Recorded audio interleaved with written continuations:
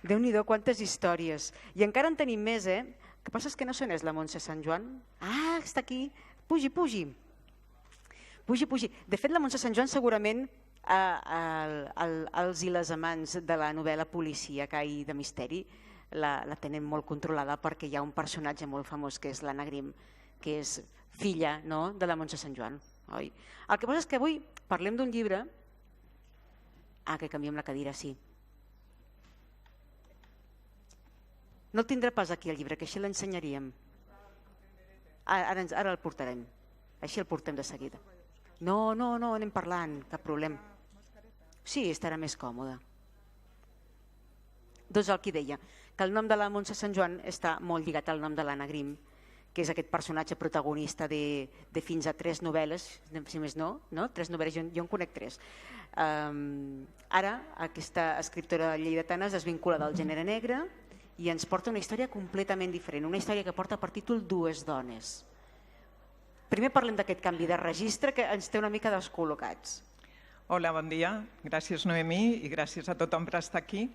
Doncs sí, és un canvi de registre. Jo vaig començar fent novel·la negra, com molt bé has dit, i bé, tenia una història, una anècdota de la meva família, del temps de la Guerra Civil, del temps de la postguerra, i bé, la tenia dins i ganes d'explicar-la. I aleshores, doncs un dia em vaig decidir a fer-ho i va sortir Dues dones.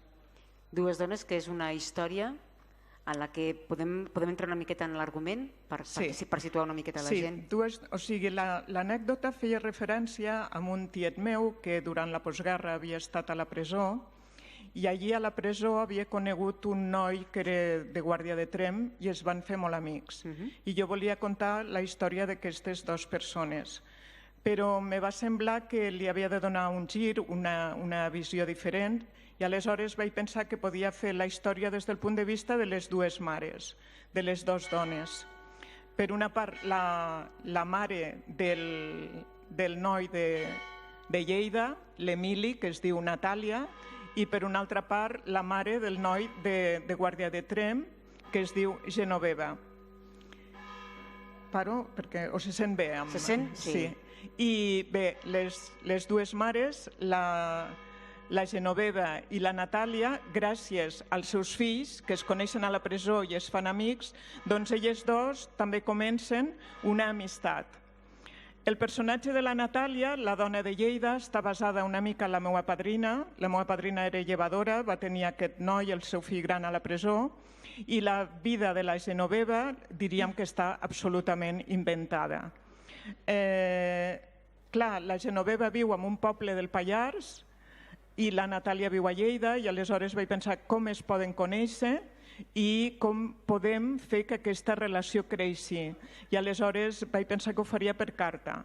Per tant, part de la novel·la, que és una de les coses que més agrada, és aquesta relació epistolar que en alguns moments tenen les dues dones i que a mi com a autora em permet accedir a la primera persona sense que sigui una primera persona tradicional. El canvi de registre, de passar de la novel·la negra a una novel·la més de personatges, més també de caire històric, després parlarem de tot el procés de documentació. Ha també canviat la manera de treballar l'escriptura en aquest cas? És a dir, ha canviat el procés? Sí, és molt diferent, no? Perquè la novel·la negra no vol massa floritures, tampoc és que en tingui dues dones, perquè la meva manera d'escriure és una manera molt senzilla, molt fàcil, però sí que és diferent, no? La novel·la negra vas a l'acció i aquí vas una mica a recrear-te amb els dos personatges. I vull dir que no només són els dos personatges femenins i els dos fills, que pels inputs que m'han arribat de les persones que l'han llegit, també hi ha una sèrie de personatges secundaris, no? Com pot ser la sogra de la Genoveva, la germana els germans de l'Emili, la germana del Jordi, diferents personatges que d'alguna manera configuren tota la història. Hi ha més introspecció psicològica també, és molt diferent. De fet, l'Anna Grimm, la tercera, diria que quasi no em va costar gaire, entre cometes, no? Memòria Però mortal. aquesta sí, aquesta em va costar més perquè era una altra manera d'accedir al públic lector, una altra manera de contar la història. I de fet ja la tenia escrita i tot el que són les 60 o 70 pàgines finals no em van agradar com estava, les vaig esborrant i les vaig guardant i res i ho vaig tornar a fer. Per què? Perquè fins que no te quedes contenta amb la història doncs no acabes, no? Quan saps que el llibre està acabat? Bé, està acabat quan te canses de corregir, potser. Molt bé. Perquè la correcció és molt important. Jo no sé si seria capaç de tenir, ni que sigui per la mandra, 60 pàgines escrites i esborrar-les totes. Sí, bé, el llibre té 200 i pico, però era la part final que no m'acabava d'agradar, no? I quan va quedar tal com està ara, doncs ja em vaig quedar satisfeta. I sí, saps que s'acaba quan ja l'has corregit. A mi corregir m'agrada molt, m'agrada molt donar-li toms a la frase, pensar que poden passar encara més coses que potser t'has deixat, però bé, arriba un moment que dius, bé, ja està, i el deixes llegir als prelectors, i els prelectors doncs, te comenten, sempre pots corregir alguna cosa, i bé, quan ja te diuen està bé, llavors l'envio a l'editorial a veure què. A veure què en diuen. Hem parlat del procés d'escriptura, hem parlat de tot el procés de revisió, però no n'hem parlat, ja ho apuntava abans, de tot el procés previ de documentació. Aquesta és una novel·la de personatges, és una novel·la que explica aquestes relacions familiars, aquesta memòria familiar, però ho fa en un moment molt concret del temps en el qual s'explica també tot aquest context històric i social pel qual m'imagino que hi ha hagut aquest treball important de documentació. Sí, tens raó. Doncs no és una novel·la històrica, perquè no ho és una novel·la absolutament ficcionada, però sí que té un context històric molt important. El context històric és el dels temps uns anys abans de la Guerra Civil, la Guerra Civil pròpiament dita i també la postguerra. I aleshores sí, me vaig documentar, sobretot perquè, clar, jo explico la vida de les persones normals, per tant explico la història petita, diríem, no la història gran. I la vida quotidiana en aquells anys de la guerra i sobretot de la postguerra doncs no trobes molta informació. Aleshores vaig quedar amb un historiador, amb el Jaume Barrull, un historiador de Lleida que coneix molt aquest temps de la ciutat. Bé, li vaig fer un munt de preguntes, un munt de dubtes, i després a Pagès Editors tenen també molts llibres lligats a la història de Lleida d'aquells temps. La Glòria Flix, que és una gran editora de l'editorial, me va proporcionar molt material i a partir d'allí doncs, jo vaig anar traient. No? Per exemple, hi ha un llibre que parla de la història d'un lleidatà a la presó amb els mateixos dies o al mateix temps que hi havia el meu tiet, i explica com a la presó als anys 40 organitzaven concursos d'escacs i organitzaven diferents coses dins de lo que era la vida quotidiana a la presó, i això també m'ha ajudat molt per documentar-me, per saber el que feien allí dins. No? Pot semblar que la guerra és el fil conductor, però si jo ho hagués de definir amb una paraula segurament seria injustícia.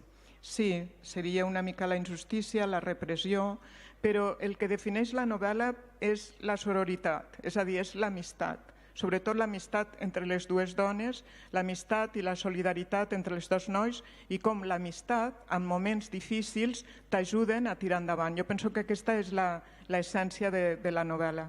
A partir d'aquí què? Què farem amb l'Anna Grimm? Doncs mira, ahir vaig començar la quarta. Ah, això està bé, perquè Memòria Mortal és de fa 2 anys, que va ser la darrera, si no recordo malament. Per tant...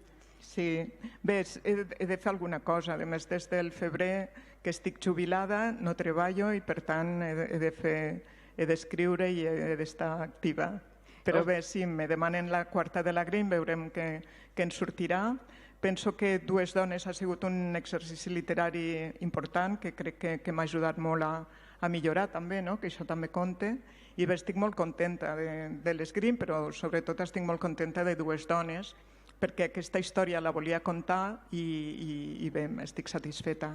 Tinc la sensació que serà com a partir d'ara, com treballar més en paral·lel, d'una banda continuant amb l'Anna Grimm, perquè a més hi ha això, que hi ha la gent que la reclama, però de l'altra d'anar provant altres formes, altres històries, que potser en el format, clar, lògicament, de l'Anna Grimm és un terreny molt acotat i que per tant no permet fer segons quin tipus d'explicacions. Clar, l'Anna Grimm és una manera molt concreta de contar. O sigui, ahir jo vaig començar l'Anna Grimm, ja la tenia pensada de fa uns mesos, però les dues històries que contaria, i clar, ja tens una mica el registre, el ritme narratiu. Clar, Dues dones no comença de zero, però gairebé. Si ara jo penso en una altra història que no és negra, doncs és també començar de zero, però també és com un atractiu, no? També és un repte personal i també és una cosa que gaudeixes i que t'agrada. Doncs de moment deixem que treballi la Montse Sant Joan i tenim la possibilitat de gaudir d'aquesta història de sororitat ambientada en la Guerra Civil Espanyola, que porta per títol Dues dones, que poden trobar a Pagès Editors. Moltíssimes gràcies i enhorabona, Montse Sant Joan. Molt bé, a vosaltres. Moltes gràcies. Moltes gràcies.